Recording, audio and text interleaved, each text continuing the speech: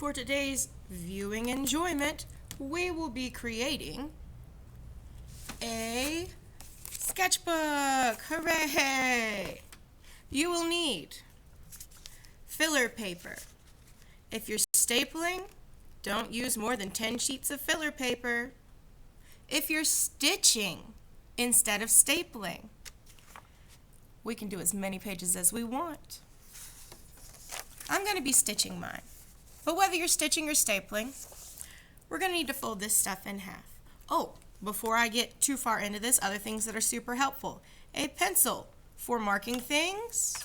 A ruler for measuring distances and getting things precise. Some waxed thread. This is a woven type of thread that's been waxed. It should hold a knot really, really well. And a big old pointy guy, a big wonderful needle that will fit your thread. This is what we're going to need. First things first, we're going to have to fold our paper in half because right now it's just full sheets of paper. We're going to be going smaller than this, so for every one sheet that we have, we're going to end up with 2 pages in our sketchbook. When we're folding things in half, I wouldn't fold 10 pages at once, because if you do, your fold is going to be off just a little bit, because the outermost page has to literally wrap around everything to make that fold. So I've split my pages up into smaller little piles.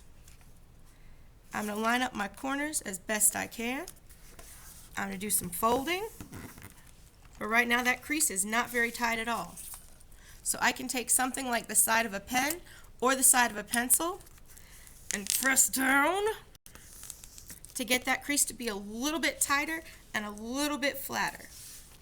I'm going to do that with this second little round of pages. I'm going to match up my corners and hold it. Press it down to fold it. Go down again over the fold to get your crease nice and sharp. Going to do the same thing to whatever cover material I'm going to be using. Fold it in half by matching up your corners. Once your corners are matched up, fold it down to tighten up that crease. Press down. Yes, that looks nice. Okay, I'm going to stack all this business together like this with the folds all on the same side. I'm going to lay this guy right next to my measuring device, to my ruler, and I'll line him up.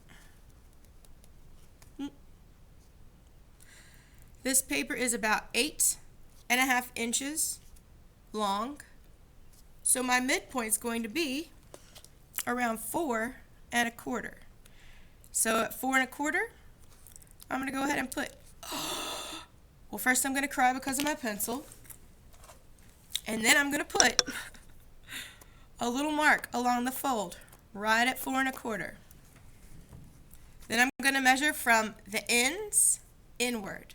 And it doesn't matter how much I measure, as long as it's the same on each side, as long as it's even. I think I'm going to do it at 1 inch in, and I'll put a little mark. And then for this guy, 1 inch in is going to be about right in here. Put a little mark on my folds. These marks that are on your folds are going to help you make holes more easily.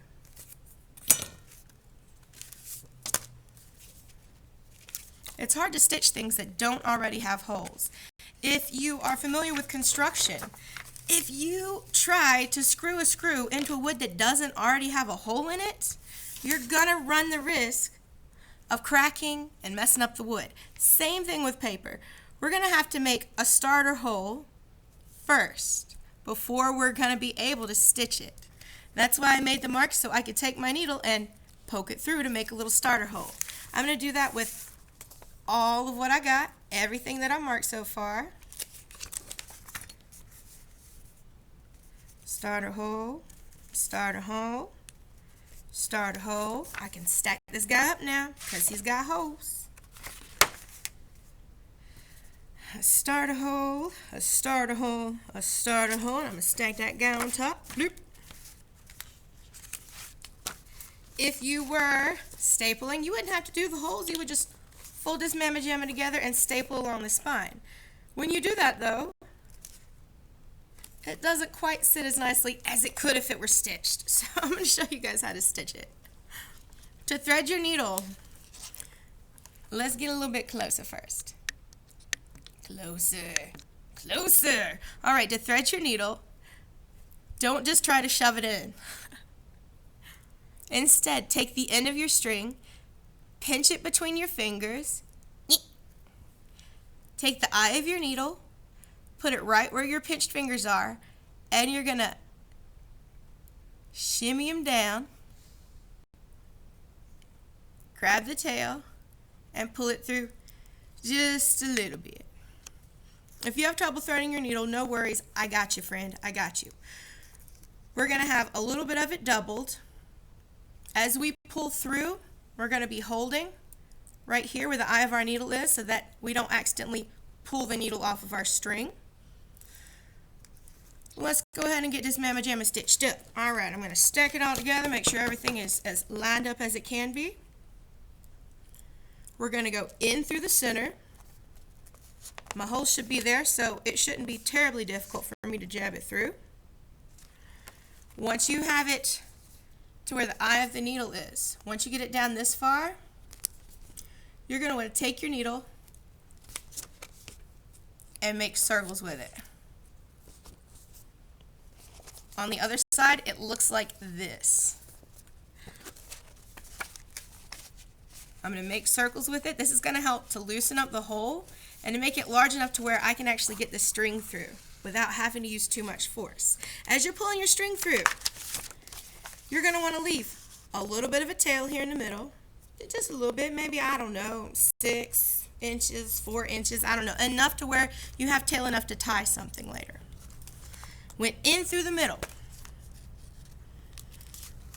You're going to go in again through one of the edges, doesn't matter which one.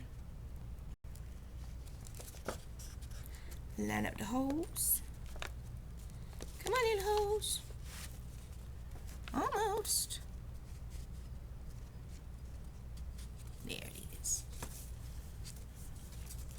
Alright, I'm going to get to right here, and I'm going to do the needle in a circle. I'm going to make a circular motion with it to sort of stretch out and rip up that hole a little bit so that I can get the string through.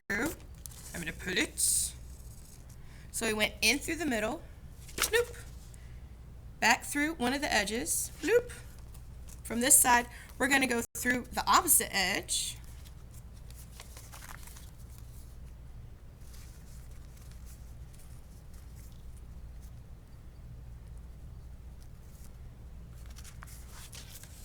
When I get to here, I'm going to do my circles. Pull it through. We still have our tail there in the center. I'm going to go back in through the center one last time.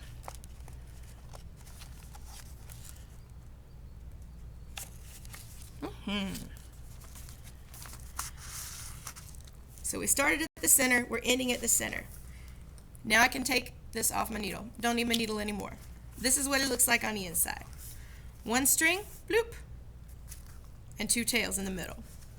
To help secure this stitch together even better, we're going to be tying these together, but we're going to be doing that around this guy that's running vertically. So I'll make sure one tail is on one side, one tail is on the other. Can you guys see what I'm talking about there? Ooh. So I'm going to tie it around this guy. Just regular knot. Just tie him. Boop. I might tie him one more time. Boop. And that is it, ladies and gentlemen. That's it in its entirety. These tails, we can snip them. Snip. We can take our sketchbook and fold him up, and he's there. He's ready for us to use. This guy has 20 pages because I had 10 sheets to start off with for filler. I can decorate the front how I want. If I were you, though, I'd maybe put your name on the front so that way if anybody finds it, they're like, oh, I know whose that is. Super easy. All right, guys, that's it.